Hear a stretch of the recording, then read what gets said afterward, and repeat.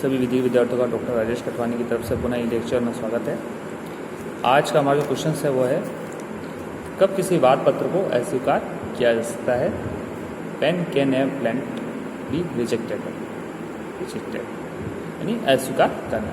तो आदेश 7 नियम 11 में पता रखा है कि निम्न परिस्थितियों में किसी वाद पत्र को अस्वीकार किया जा सकता है। पहला, जहाँ वाद हेतु प्रकट नहीं हो रहा है, जहाँ कोई वाद हेतु यानी कॉज ऑफ एक्शन प्रकट नहीं हो रहा है, जहाँ कोई वाद ही नहीं बन रहा है, विवादक बिंदु ही नहीं बन रहा है, तो उस वाद पत्र को अस्वीकार किया जाएगा। तो वाद पत्र को स्वीकार करने के लिए विवादक तथ्य, वाद पत्र बिंदु, इश्यूज, कॉज ऑफ एक्शंस होना जरूरी है। सेकंड, जहाँ दावाकृत अनुतोष का मूल्यांकन कम किया जा रहा है, नेचुरल है, मूल्यांकन उस विवादग्रस्त संपत्ति के बराबर का या उससे अधिक का होना चाहिए, लेकिन बिल्कुल ही कम किया जा रहा है और वादी न्यायालय द्वारा अपेक्षित समय के अधीन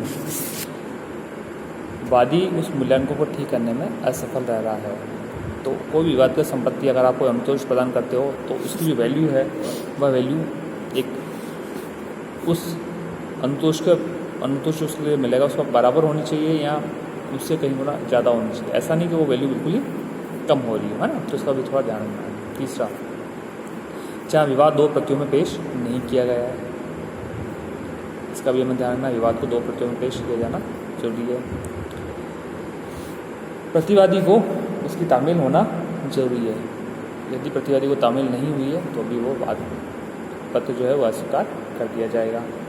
फिर जहाँ वाद पत्र से यह प्रतीत होता है कि वाद किसी विधि द्वारा वर्जित बिंदु को लेकर किया गया है, यदि विधि निषेध है, विधि के वर्जित कोई बिंदु है, इलीगल कोई पॉइंट्स है ना, कोई टेक्निकल पॉइंट्स हैं जो विधि द्वारा वर्जित है, अनैतिक कार्यों के अंतर्गत कोई वाद किया गया है, ऐसे कार्यों को भी अस्वीकार किया जाएगा।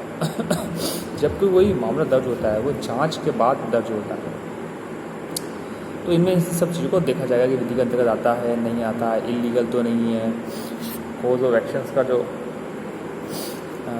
बिंदु है वो विधि द्वारा ग्रहणीय है या नहीं है, इन चीज़ों का भी इसमें ध्यान रखा जाता है। जहाँ वादी नियम 9 के उपबंधों की पालना करने में असफल रहा है, ये भी थोड़ा ध्यान रखना है। वाद पत्र का भी अस्वीकार किया जाएगा जहाँ वादी नियम 9 के उपबंधों की पालना करने में असफल रहा है। फिर जहाँ दावा का अनुतोष का मूल्यांकन तो ठीक है, परंतु वाद पत्र अपर्याप्त स्टाम्प पत्र पर लिखा गया है। वाद पत्र में एक चीज़ बहुत इंपॉर्टेंट होती है कि वो पर्याप्त स्टाम्प पत्र पर होना चाहिए। क्या होती है? वो पर्याप्त स्टाम्प पत्र पर होना चाहिए, उसका जो स्टाम्प हो रहा है वो पर्याप्त होना चाहिए। अगर कम से पर्याप्त होगा, कोर्ट फीस कम होगी तो भी वो अस्वीकार कर दिया जाएगा। हालांकि उसको पुनः ले लिया जाता है, करेक्शन करके आप उसको पुनः उस जो निर्धारित जो उसका प्रारूप है, निर्धारित जो उसकी फीस है और निर्धारित जो उसका स्टाम्प है उसमें आप उसको पुनः पेश कीजिए, है ना, तो उसको अस्वीकार करने से बचा जा सकता है। नेक्स्ट, छोटी छोटी बातों को ध्यान रखना है। क्षेत्राधिकार के अंतर्गत आना चाहिए, उसी कोर्ट में होना चाहिए जिस कोर्ट को उसका लेने का क्षेत्राधिकार हो। इसकी जो राशि तय की गई है, 2.5 लाख तक के मामले यहाँ जाएंगे, 5 लाख तक के यहाँ जाएंगे, 1 करोड़ तक के मामले यहाँ जाएंगे, उस कोर्ट्स में उसको पेश करना चाहिए। यानी पूरा एक सिस्टमेटिक फॉर्मेट होना चाहिए। जो इसके सिविल रूल्स जो बने हैं उन सिविल रूल्स को अच्छी तरह से पढ़ के हम इस मामलों को इसके अंतर्गत पेश कर सकते हैं, है ना। तो निम्न कारण बताया जिसमें वाद पत्र को अस्वीकार किया जा सकता है। नेक्स्ट जो क्वेश्चन है बहुत ही इंपॉर्टेंट क्वेश्चन है, उसको भी हमें ध्यान देना है कि एक तरफा कार्रवाई क्या होती है, एक्स पार्टी प्रोसीडिंग क्या होती है, समझाइए। एक्स पार्टी प्रोसीडिंग, जैसे क्वेश्चन हमें समझ में आ रहा है कि जब कोर्ट के द्वारा एक पार्टी को ध्यान में रखते हुए निर्णय दे दिया जाता है तो वो होता है एक्स पार्टी डिसीजन, क्योंकि उसमें दूसरा पक्ष अवेयर नहीं होता है, दूसरा पक्ष कार्रवाई फुलफिल नहीं करता है, दूसरा पक्ष कोर्ट की अवहेलना करता है, तो एक्स पार्टी का डिसीजन दे दिया जाता है। एक्स पार्टी कार्रवाई से तात्पर्य न्यायालय की उस कार्रवाई से जब न्यायालय दोनों पक्षों में से किसी एक पक्ष के उपस्थित होने पर ही उस मामले की सुनवाई करता है। दोनों पक्षों में से एक पक्ष के उपस्थित होने पर मामले की सुनवाई करता है और उस पर अपना निर्णय लेता है। तो ऐसी कार्रवाई एक पक्षी कार्रवाई कहलाती है, यानी दोनों पक्षों में से किसी एक पक्ष के उपस्थित होने पर इस मामले की सुनवाई कर देता है। ऐसी कार्रवाई को हम एक्स पार्टी कार्रवाई करते हैं। ये कार्रवाई निम्नलिखित परिस्थितियों में दीवानी प्रक्रिया के आदेश 9 नियम 6 के अंतर्गत होती है। बहुत ही इंपॉर्टेंट चीज़ है। एक्स पार्टी जो कार्रवाई होती है वो कौन से आदेश और नियम के तहत होती है, तो आदेश 6 नियम 9 के तहत होती है।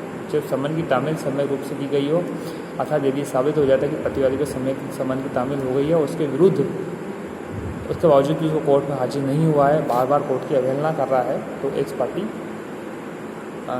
डिसीजन दिया जा सकता है। आदेश 9 नियम 6, इन चीज़ों का हमें ध्यान रखना है कि एक्स पार्टी कब दी जा सकती है, एक्स पार्टी का डिसीजन कब नहीं दिया जा सकता। तो कुछ इम्पोर्टेंस बातें मैं आपको बता रहा हूँ, ये छोटे छोटे बातें उनको ध्यान रखनी, क्योंकि सीपीसी जो है वो बहुत ही डेप्थ वाला और बहुत ही अच्छा सब्जेक्ट है। उसको हम इजी गोइंग तरीके से पढ़ने के लिए हमें धारा, आदेश और नियमों का जो तालमेल है उसको अच्छी तरह से बिठाना है ना।